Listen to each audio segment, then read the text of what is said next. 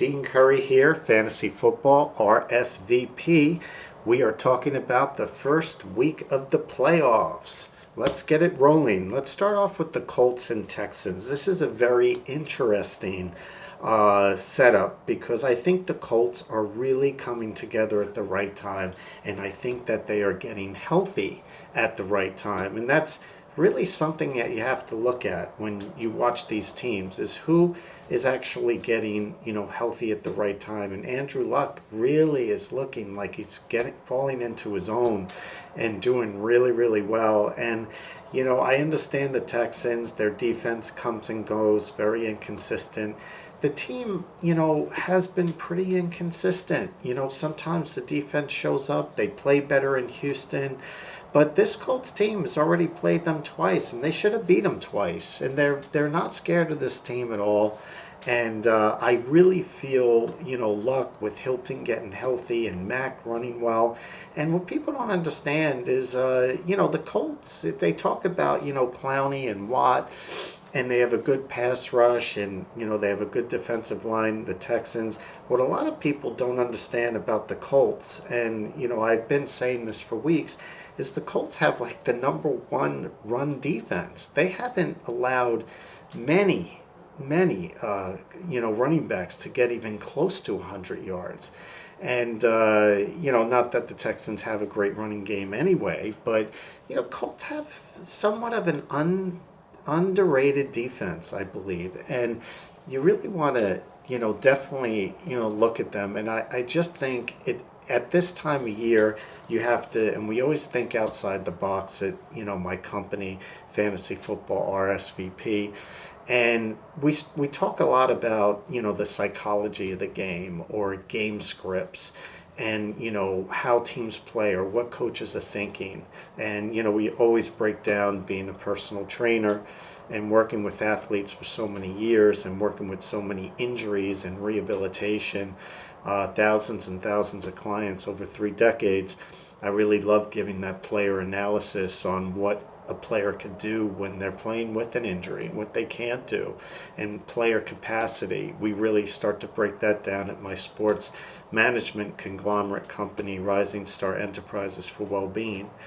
And, one of the things that, are going on as far as the psychology of these games and playoffs is, Luck has been there and he's taken some rough losses, in the playoffs, and he's healthy now. And some of those losses he took, he was actually injured. People say, oh, he didn't play well. He was injured in a lot of those playoff games, and he wasn't necessarily, when he lost, he wasn't necessarily the favored team either. Each time, for example, they went up against the Patriots, they were clearly the underdog. So you got to be careful when people start saying this player's not playing well in the playoffs. You got to look at all the intangibles that are involved. But the Texans are still, they have a young quarterback, a blossoming quarterback, but they're really inconsistent. They played well for a while. Even when they were winning games, they were winning games that were very close. The competition they were playing wasn't that good, and the Colts are playing some tough teams down the end of the season. They're playing really well. They're blossoming, and the psychology of the game is it really doesn't matter so much the regular season. It's who's playing well at the end of the season, and like the Eagles did last year, although the Eagles played pretty well the whole year, but they were really playing well at the end of the year. But we've seen teams like the Baltimore Ravens back in the day where teams just get hot. I'm from New York. The Giants did it with wild card teams where you just get hot at the right time and then you just ride it out. So we're going to talk a little bit about that because a lot of you are still playing in leagues, and I'm giving a lot of advice on leagues where you're basically, there's leagues where you're picking the teams and who are going to go to the finals, and the player that or a team that picks the most teams right with points is one type of league for the fantasy playoffs. Then there are leagues where you can only play one player once, throughout the entire playoffs, and the most points wins. That's a very interesting, and I'm going to give some talking and analysis with that. The best thing is to figure out who's going to be there in the end, like which team, because if you pick a player you could only play once and you're saving a player for the very end, you got to pick the right team that's going to be there. So these are very, very important, critical type of videos that I'm making. And as well, we have the Colts that just again playing well at the right time, and they're not scared about going into Houston. They've played there already, and they're just not scared of this team. And I really think it's Andrew Luck's time for this week. Next week will be a whole nother call, which I'll go into. As far as the Chargers and Ravens are concerned, I really like, when it comes down to playoffs, I talk a lot about defenses, and I talk a lot about defense wins championships and defense wins in the playoffs. And the reason why is the game slows down, and like many sports. So the game slows down, and the Ravens have a very good defense, no doubt, but so do the Chargers. And a lot of people haven't been paying that much attention to it, but the Chargers defense, since Bosa has come back, they started off the year not playing too well, but they have slowly started to play a lot better with Bosa coming in, and they're starting to click a little bit on defense. And not too many people are paying attention to that, and you got to pay attention to that because it's about playing at the right time. I mean, they have some banged up injuries with Allen with his hip. He's not 100%. Gordon doesn't quite look like himself. But they have other wide receivers, the Williams, players on, the Chargers, and Justin Jackson and Eckler, and they have other guys that could step up in that area. But the Chargers are the most balanced team. And I understand Lamar Jackson's playing well, but when you really think about the offense of the Ravens, outside of Lamar Jackson, I mean, who do the Ravens really have that is playing outstanding? Like who are their wide receiving core is playing outstanding? I mean, they have some talent there, but who's really playing? Who's really stepping up as far as running backs? Edwards. I mean, it seems like they're every week picking a different running back to come in there and play, and sometimes the running's doing well and back.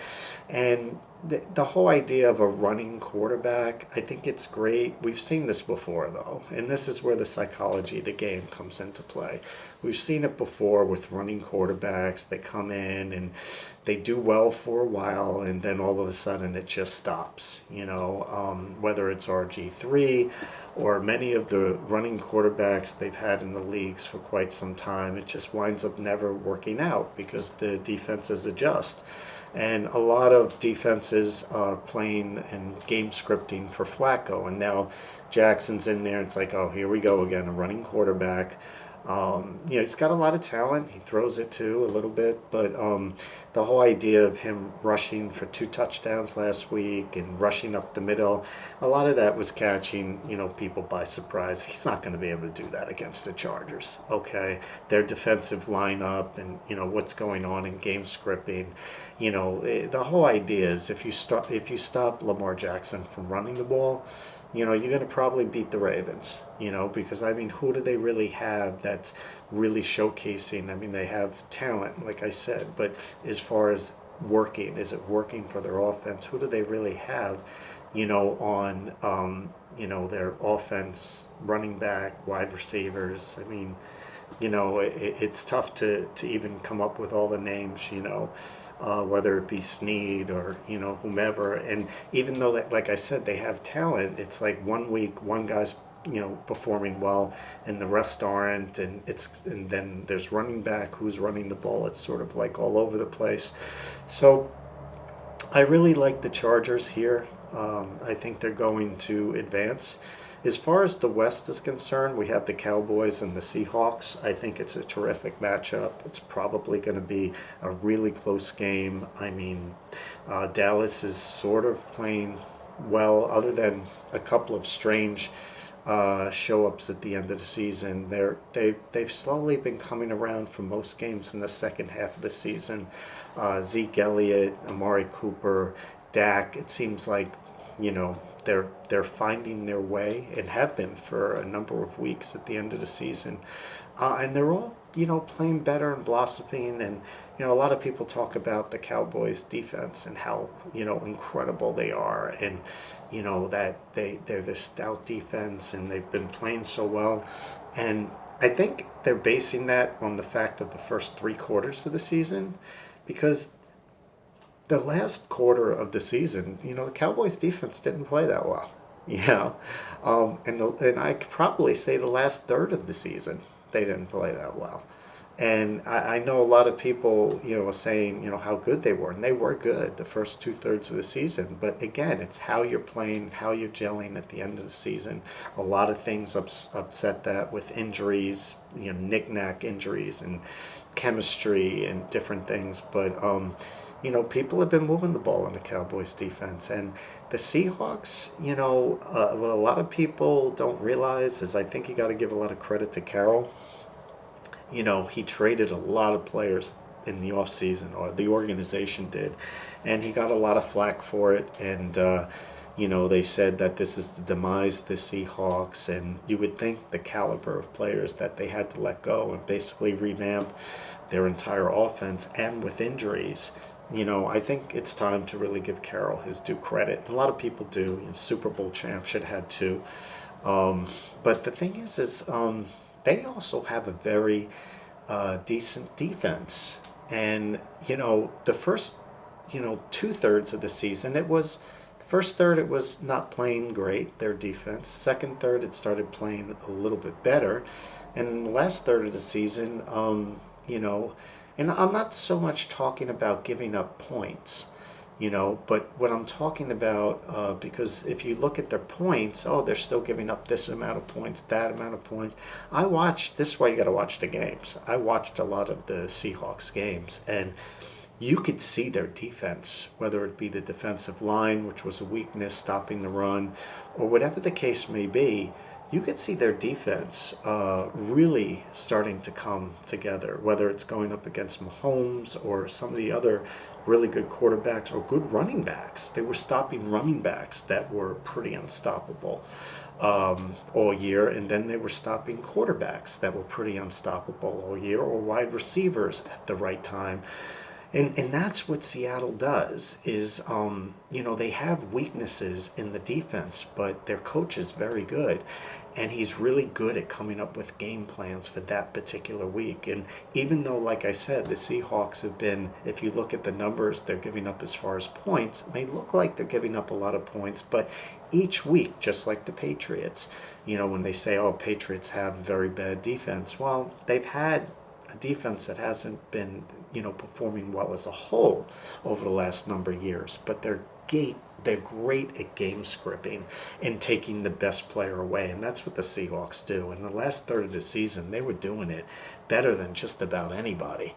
And I know what they're going to do already. And we talk about the psychology of the game. And that's what we do here at Fantasy Football RSVP. We're not just giving you normal numbers or, analytics, and those things are great too, and all these like different things that, people come up with, home versus away, and, which player is, playing well against which team.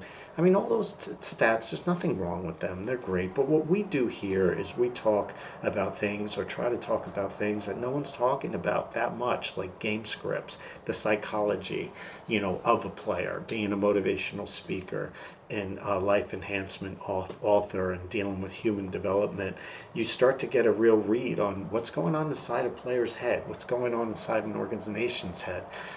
Like the Steelers. I mean, I used to watch the Steelers when they played with Stallworth, Franco Harris, Lynn Swan, Mean Joe Green, and I really, used to love watching that team. And they've been known for having a good organization, but I've been telling people all year that there's team turmoil, and it wasn't a hidden secret, but I tried to explain all year how team turmoil, and when players are fighting with one another or disagreeing, And I watch a lot of these players play, like Roethlisberger and AB and Le'Veon when he was playing, and they're an exciting team to watch, and they're exciting players to watch, and I'm definitely a fan. But you know, eh, when there's turmoil going on and lack of understanding, that affects an organization, whether it's on the playing field or a Fortune 500 company.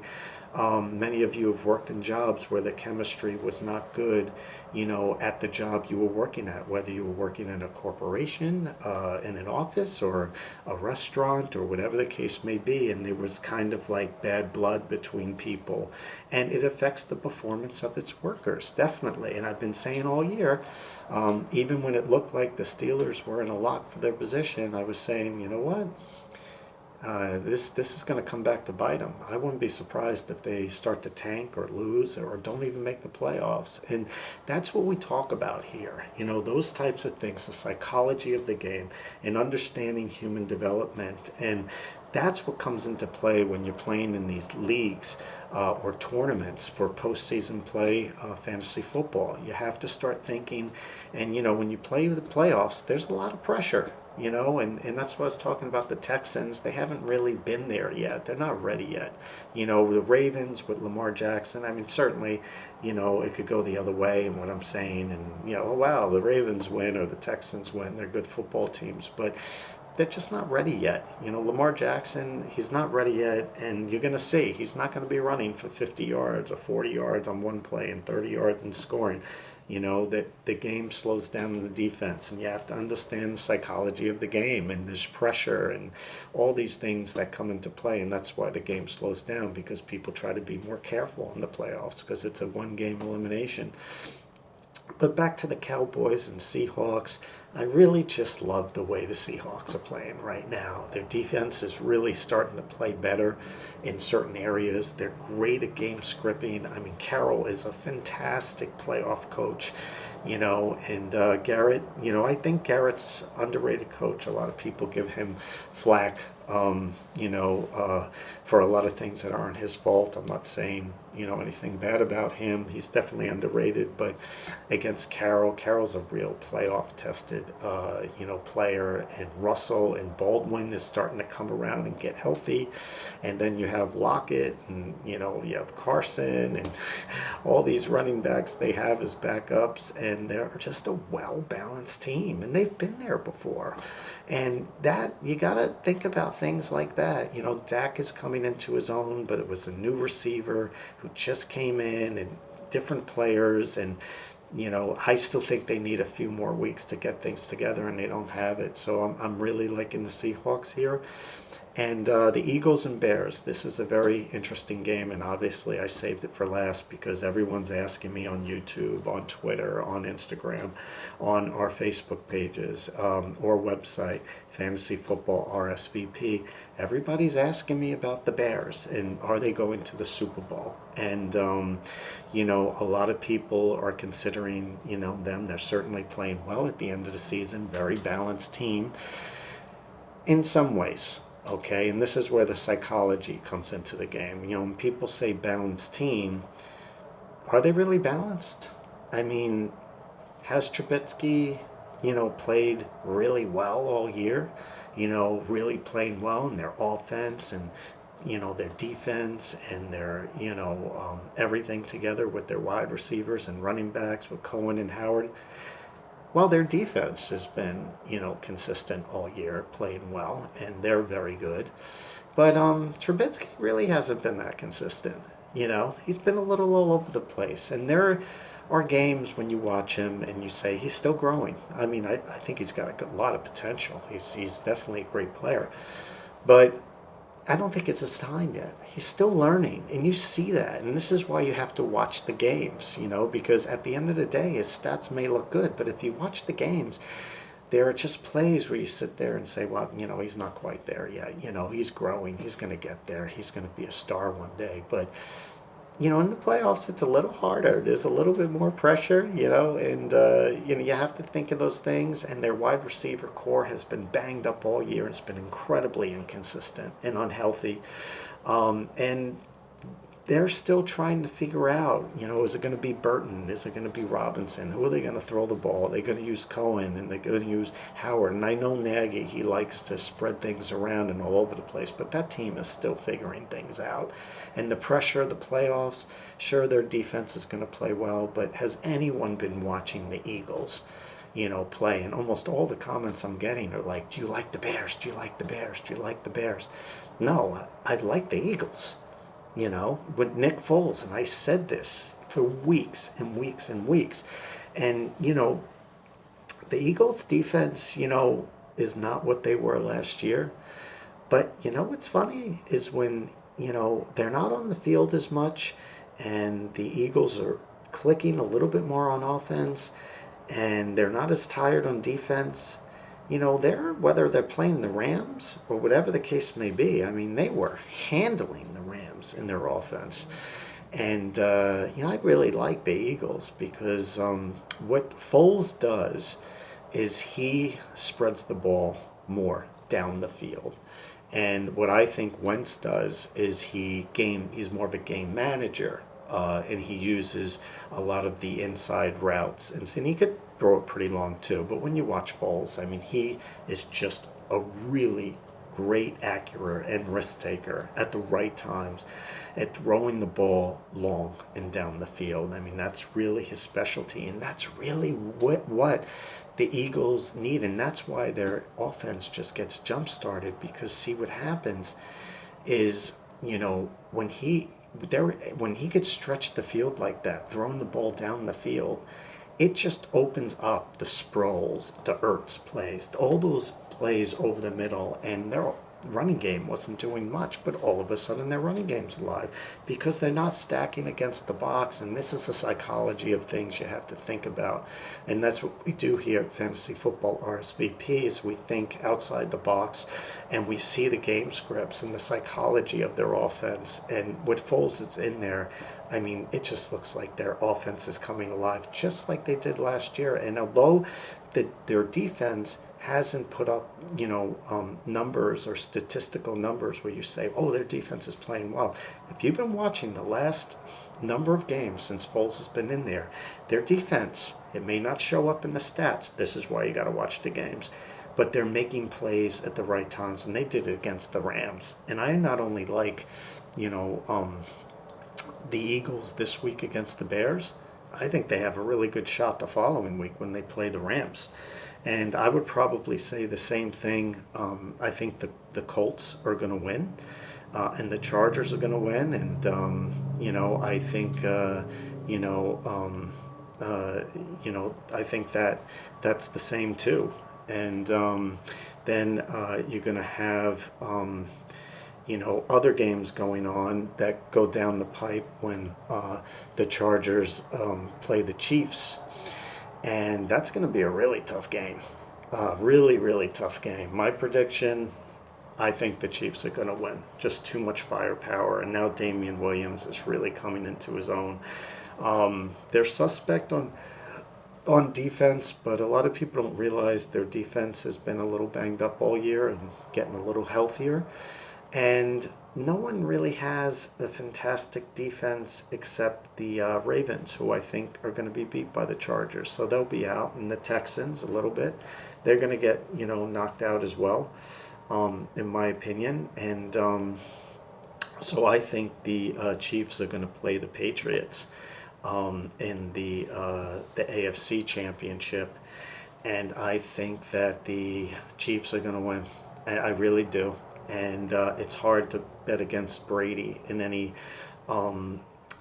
capacity. And I certainly don't like to put my, thoughts or backing behind a rookie quarterback. But he's not a rookie. A lot of people don't understand that. He's a second-year player.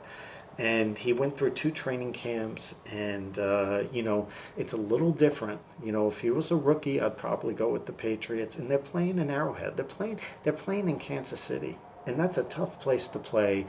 And they already played the Patriots. And the Patriots are not playing their best football right now.